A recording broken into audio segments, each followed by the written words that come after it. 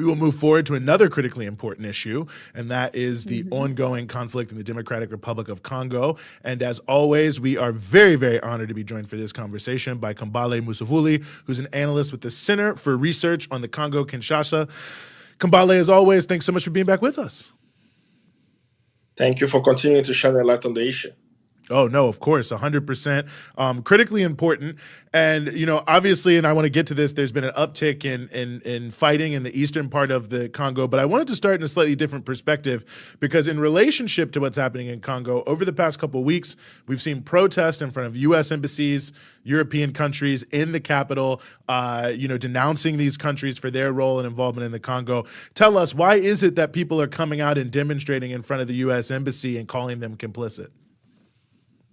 I think people are becoming very clear that a country the size of Kinshasa, with a population almost the size of the capital city, right, Rwanda, with 50 million people, does not have a weapons factory, right? Rwanda does not manufacture weapons, and that they get their support from somewhere. And Congolese are clear that their support is coming from the United States, it's coming from the United Kingdom, and it's also coming from France. Those were the three embassies where protests took place. And it was fascinating to see, and I shared with quite a few comrades that this is the first time in my lifetime I've seen Congolese protesting in front of the US embassy, clearly calling them imperialist forces. Because most of the young people you interviewed, they were clear. They literally say, we know the imperialists are behind Rwanda, we know they are behind Uganda, and we know that they are the one causing destabilization indirectly, using these African nations to pilfer the Congo, arming rebel groups, and sometimes even having their own soldiers on Congolese soil.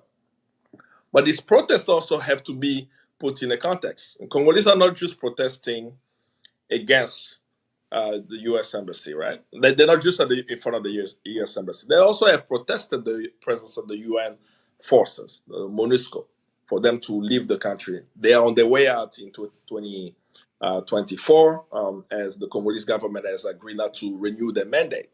But also Congolese are protesting the Congolese government. So as we are discussing this, I want us to have a picture. Hundreds of Congolese are protesting in front of the U.S. embassy. No one was arrested. But Congolese who are challenging the compradors are being arrested. So it should also give us an indication that, yes, the Congolese are clear about the external forces. They're also clear around the internal forces, but it's very difficult for them to challenge the states within the states.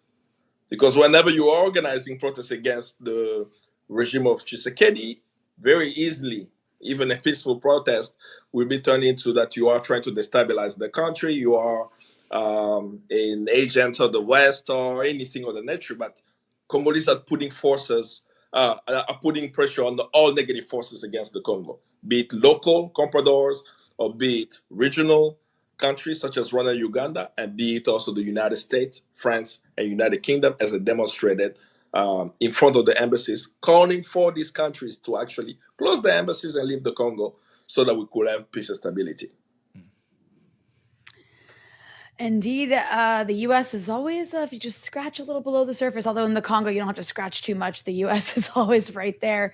But I also saw, this is just like more of a recent development that has a lot more to do with the ongoing issue with M23, which I know Rwanda's deeply involved with, and you can talk a bit about that as well, Kambale. But I saw that some South African troops were killed in a recent fighting or a recent attack of some sort. And I was actually surprised. this is maybe my ignorance on the issue of Congo.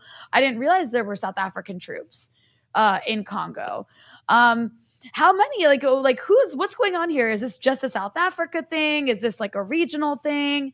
Why are there South African troops in Congo in this particular area of Goma? And why is there an escalation, it seems, in attacks from these M23 rebels? And please feel free to go into who these people are as well. And we should even go into why is there a conflict in the Congo? Millions have died. Over 6 million people have died in the Congo. And I've always argued that we may never know how many Congolese people have died, because the figures that I'm even using is a study by the DRC saying that from 1998 to 2007, 5.4 million Congolese have died, with a rate of 45,000 Congolese dying every month. That's an outdated figure, so we don't even know how many people are dying. But what is the conflict about? Two of U.S. allies, Rwanda and Uganda, have invaded the Congo twice, in 1996 and 1998. And up until today, they continue to support proxy rebel militias. But why is another African country, why are two African nations in the DRC? Very simple. They are there for land and resources. They've been able to get access to Congo's mineral resources that's needed for modern day technology. And they've done so while being documented, right? With numerous reports, be it Human Rights Watch, be it UN Group of Experts report. The documentation is already existent that even the UN High Commission for Human Rights in Geneva stated that what's happening in the Congo are war crimes, crimes against humanity, and possible genocide if proven in a competent court, just as we've seen with the case of South Africa taking Israel to the ICJ. Congolese right now have a document that already show that, right? The UN mapping exercise reports. That's the document I'm referring to. But toward these close to 20 years of conflict, there have been African nations who have played a constructive role, mostly nations in the SADC, the Southern African Development Community. South Africa is a member of SADC. In the Second Congo War that started in 1998, South Africa actually played a role in the peace negotiation that was under Thabo Mbeki presidency.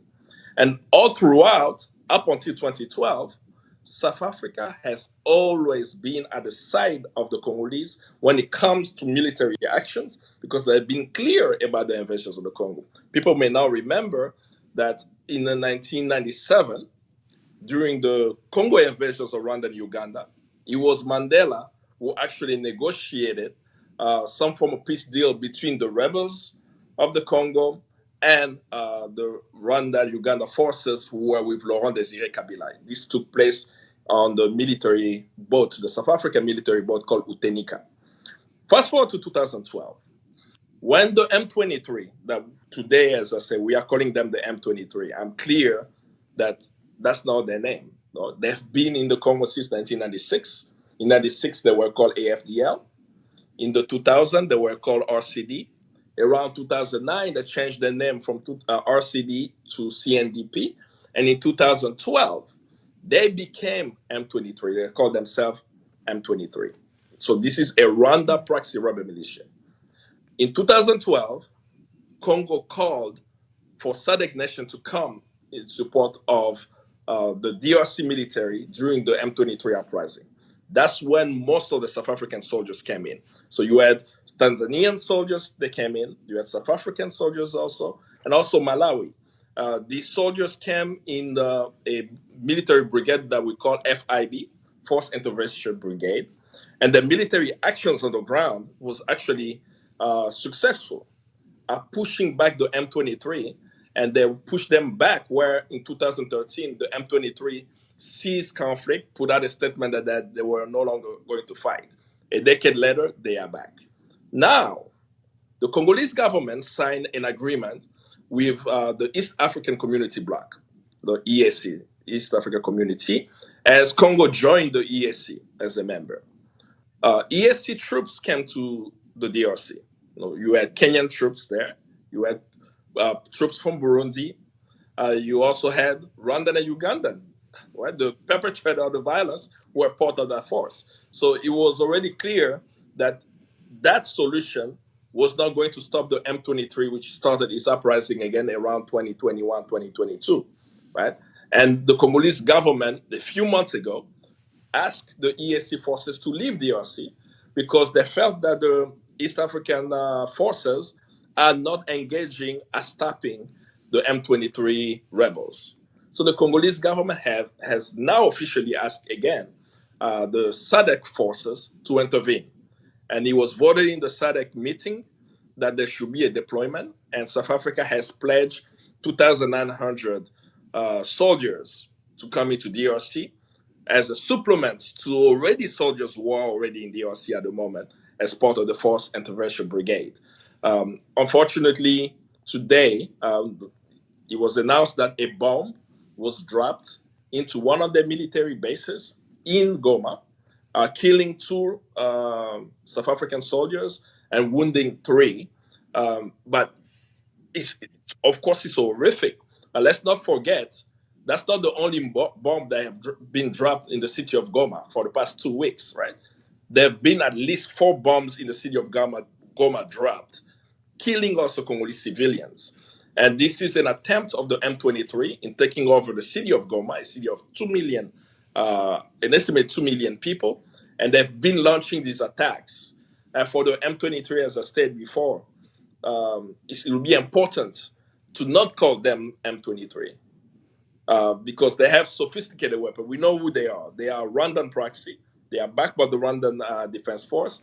That even Antonio Guterres, the UN Secretary General himself, stated in an interview that he gave with a news channel, France 24.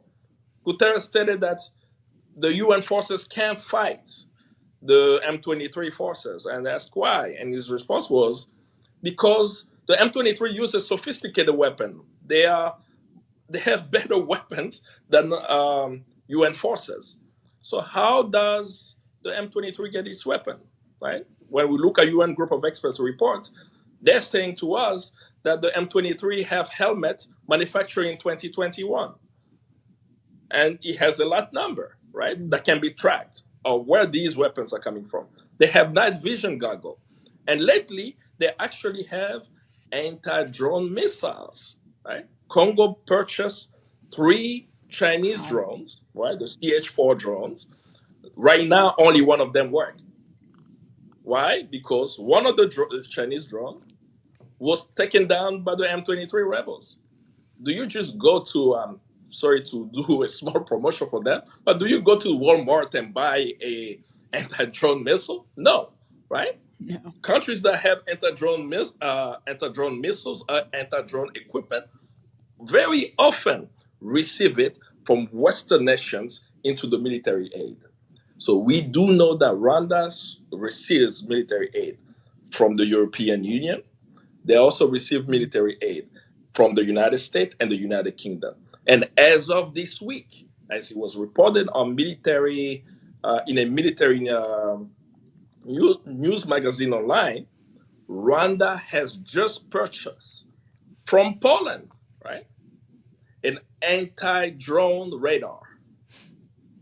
A week after the Polish president left Rwanda, he was in Rwanda last week, and it's being announced, right, after the president of Poland leaving Kigali, that Rwanda has acquired an anti-drone radar. Is it for Rwanda security? That's what the magazine is saying. But we know what is happening, right? That the Chinese drones have been very effective at stopping the M23 advances, and that the M23 need much more military support. No one will hold Poland accountable for selling a weapon to Rwanda when even the United States said that the evidence of Rwanda supporting rebel groups is credible. No one is going to hold the European Union for providing $20 million of military aid to Rwanda, knowing also, according to their own statement, that Rwanda is supporting rebel groups in DRC.